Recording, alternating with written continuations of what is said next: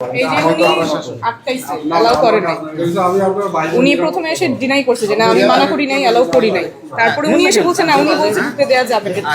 তারপরে না না আপনি দেরি করে এলেন কেন? 1 ঘন্টা আমার পুলিং এজেন্ট ঢুকতে পারে নাই কেন? কি সমস্যা ছিল? মানে 9:35 পোলিং এজেন্ট ইউসুফ ভাই আপনি স্পিকারে আছেন, একটু বলেন প্রিজাইডিং অফিসার। ভোট গ্রহণ শুরু। পোলিং এজেন্ট একটু দাঁড়ান, একটু দাঁড়ান, একটু দাঁড়ান। উনি আসছে 9:35। ইউসুফ ভাই হ্যাঁ ফোনটা স্পিকারেই আছে, কামরুজ্জামান ভাই শুনতেছেন। আপনি যে বললেন যে যখন আসবে তখন ঢুকতে পারবে, এটাতে কোনো বাধা নাই, এটা একটু বলেন। এবং উনিও বোধহয় ক্লিয়ারেন্স পাইছে এখনই ওনার সিনিয়রের কাছ থেকে, একটু জানাবেন।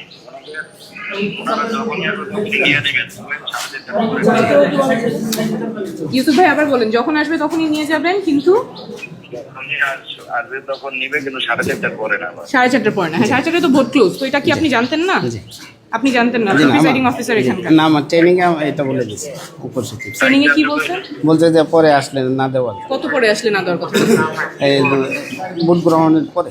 মানে কয়টায়? 7:35 আসলে ঢুকতে পারবে না এজেন্ট? না 7:35 তো পারবে। কেন? ওটা তো ভোট গ্রহণের পরে।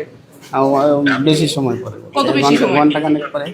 উনি তো আসছে 9:35। ঘন্টা খানেক মানে কয় ঘন্টা? না না আপনার ইনস্ট্রাকশনটা বলেন। আপনার উপসচিব আপনাকে কি বলছে? উপসচিবের নাম কি, যিনি এই কথাটা বলছে? বলেন। নামটা জানেন না? আপনার ট্রেনিং এ তাহলে কি বলছে সেটা? না না ভাই, এরকম যদি আপনাদের পড়তে থাকেন আমার কিন্তু আমি প্রত্যেকটা কেন্দ্রে গিয়ে এটা সলভ করতে পারবো না। জি প্রত্যেকটা কেন্দ্রে তো আমার পক্ষে এটা সলভ করা সম্ভব না। দ্রুত প্রসেস করেন। এসে আপনাকে তখনই বললাম, আপনি তারপরে সময় নষ্ট করছেন। সমস্যা কি আর কোথাও পেয়েছেন? আরো কয়েক জায়গায় হচ্ছে, আমাদের যেতে হচ্ছে। একটু আমাকে এটা সলভ করতে দেন।